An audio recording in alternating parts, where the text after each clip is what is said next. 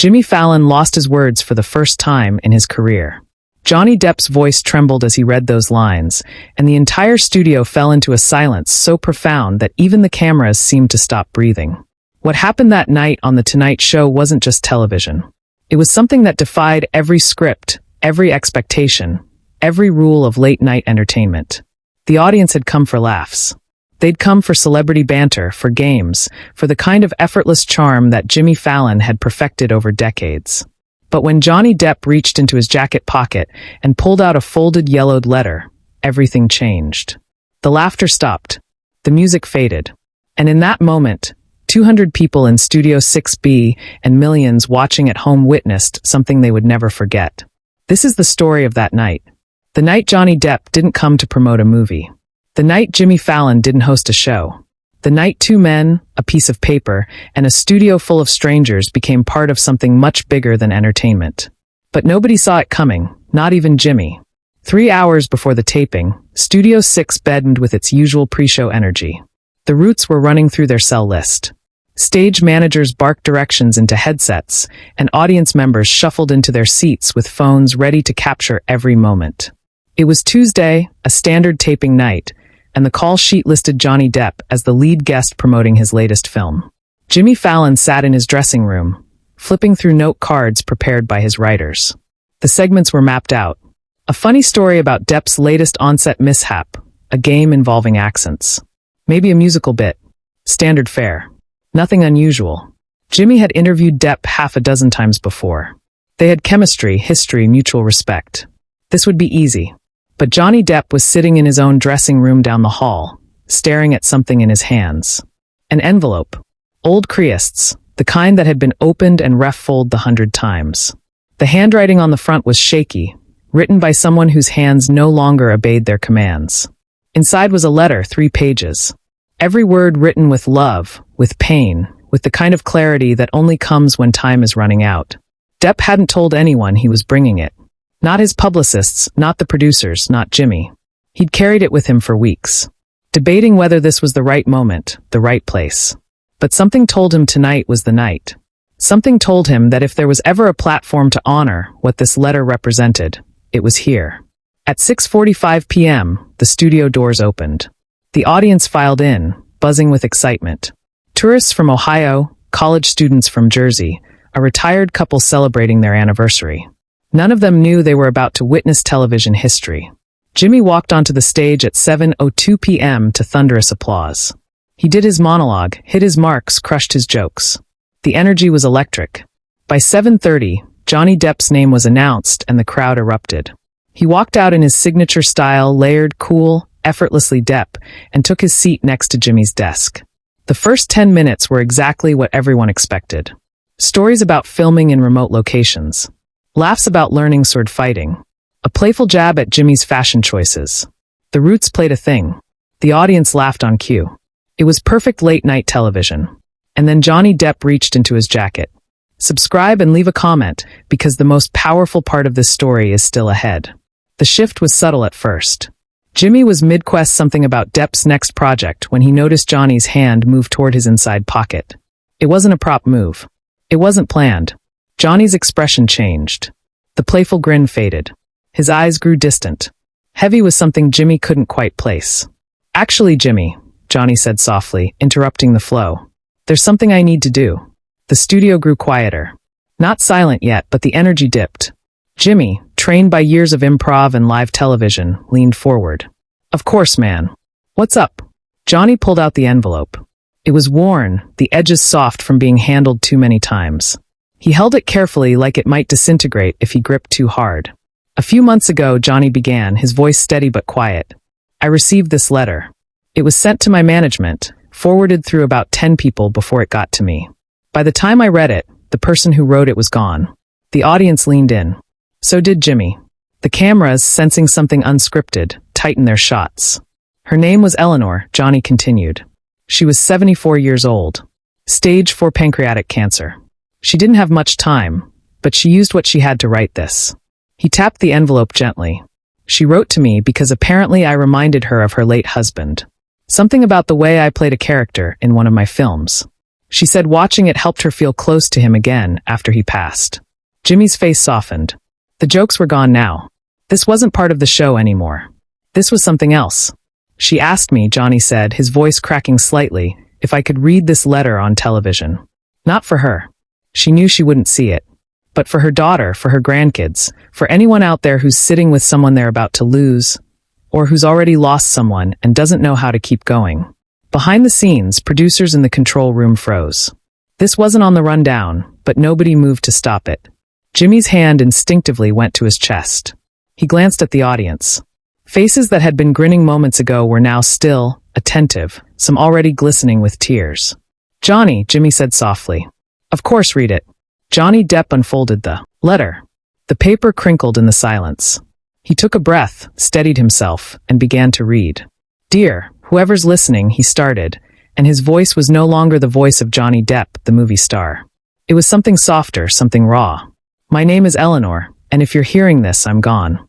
But that's okay. I'm not afraid of being gone. I'm afraid of being forgotten. The studio was completely silent now. Not a cough, not a shuffle. Even the roots who'd seen everything in their years on the show sat motionless. Johnny continued. I spent 52 years with a man who made me laugh every single day. Even on the days when everything hurt, even on the days when the world felt too heavy, he had this way of looking at me like I was the only person in the room, even when the room was full.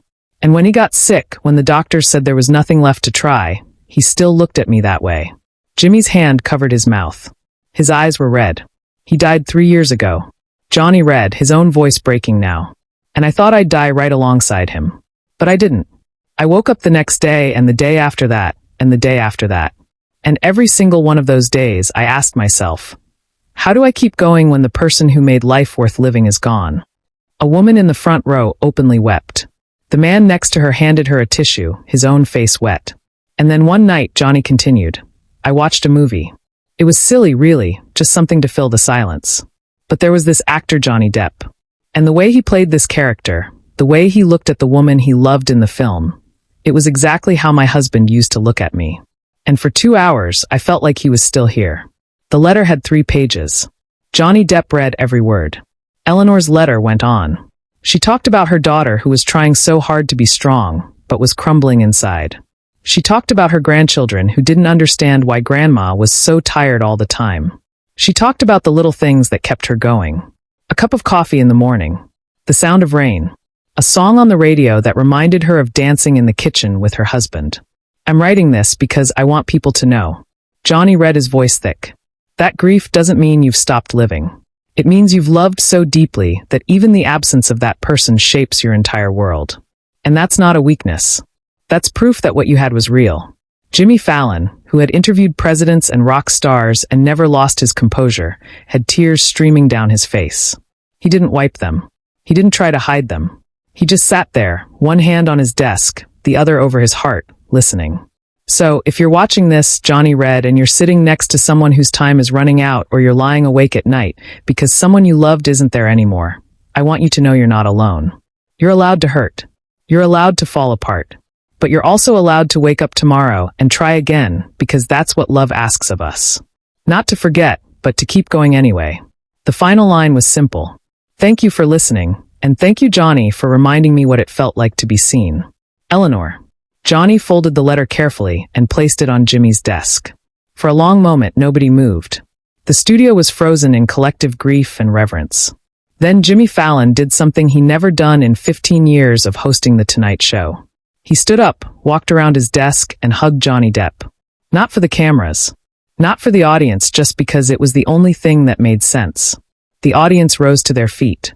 The applause wasn't loud at first. It was soft, almost hesitant, like they weren't sure if applause was appropriate. But it grew. It swelled. It became something bigger than approval. It became gratitude. Share and subscribe. Make sure this story is never forgotten. When Jimmy and Johnny finally pulled apart, Jimmy wiped his eyes and turned to the camera. We're going to take a break, he said, his voice. We'll be right back. But during that commercial break, something extraordinary happened. The audience didn't return to their phones. They didn't chatter or laugh. They sat quietly, many of them crying, some hugging strangers beside them. A woman in the third row turned to the elderly man next to her and said, My mom just died last month. He nodded and took her hand. Backstage, producers didn't know what to do. This wasn't in the show Bible. This wasn't standard procedure. But the executive producer, a man who'd worked in television for 30 years, made a call. "We keep it," he said. "All of it. We don't cut a second." When the show came back from break, Jimmy didn't return to jokes. He didn't reset the energy.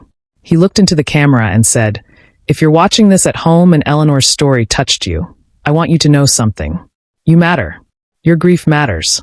And the people you've lost, they're not gone as long as you keep carrying them with you." Johnny Depp sat quietly, hands folded, watching Jimmy speak. And for the first time in his career, Johnny felt like he'd done something that mattered more than any film, any award, any red carpet. The rest of the show was subdued. There were no games, no sketches. Jimmy interviewed one more guest, but the tone was different, softer, more human. When the show ended and the audience filed out, many of them didn't leave right away. They lingered in the lobby talking to each other, sharing stories of people they'd lost. One woman, a nurse from Brooklyn, approached a producer. "I need you to know," she said, tears in her eyes. "My husband died 6 months ago. I've been so angry, so lost. But hearing that letter tonight, it made me feel like I'm not broken, like what I'm feeling is normal." The producer hugged her. "It is normal," she said, "and you're going to be okay." The episode aired 2 days later. Within hours, it became the most watched Tonight Show segment in 5 years. Social media exploded. Hashtag Eleanor's letter trended worldwide. People shared their own stories of loss, of love, of finding the strength to wake up when everything hurt. Eleanor's daughter, a woman named Claire, reached out to the show. She sent a video message that Jimmy played on the following episode. "My mom would have been so proud," Claire said, crying. "She always said the world needed more kindness, more honesty. Thank you for giving her that." Johnny Depp never did another press tour without carrying Eleanor's letter. It became a talisman for him, a reminder that fame and fortune mean nothing if you're not using them to connect, to heal, to remind people that they're not alone. And Jimmy Fallon. He kept a copy of the letter in his dressing room. On hard days when the jokes didn't land or the show felt hollow, he'd read it. It reminded him why he did this job. Not for ratings, not for awards, but for moments like that. Moments when television stopped being entertainment and became something sacred. Years later, in an interview, Jimmy was asked what the most important moment of his career was. Without hesitation, he said, "The night Johnny Depp read Eleanor's letter. Because that was the night I learned that the best thing you can do as a host isn't to make people laugh. It's to make them feel less alone." Eleanor never got to see the impact of her words. But her daughter did, her grandchildren did, and millions of people around the world did. Because one night on a stage in New York City, a movie star and a talk show host broke every rule of television and did something far more important. They reminded us that we're not alone. That grief is love that has nowhere to go. And that sometimes the most powerful thing you can do is simply listen. The letter still sits on Jimmy's desk, a reminder that the best moments in life aren't scripted. They're felt.